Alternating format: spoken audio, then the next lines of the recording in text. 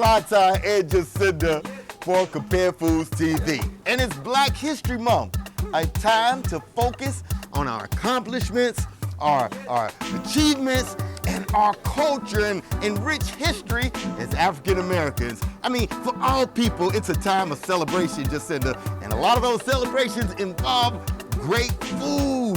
But you know what I'm most excited about? What, Fly Tie? Finding those traditional meals that my mom used to cook growing up, like collard greens and cornbread and beef stew. My mom could cook.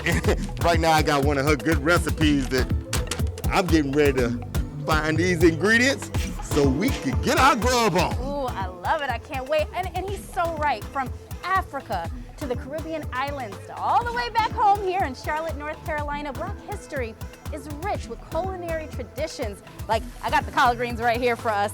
We also have the peanuts for the peanut stew, or the gumbo, beef patties, you name it. That's just a little bit. The list goes on and on. Fly Tie, what are you doing? I'm trying to find these ingredients that take me back to where my mom was cooking in the kitchen growing up. This recipe goes back for 5 generations. Wow. And for Black History Month, you know I'm gonna make you cook it.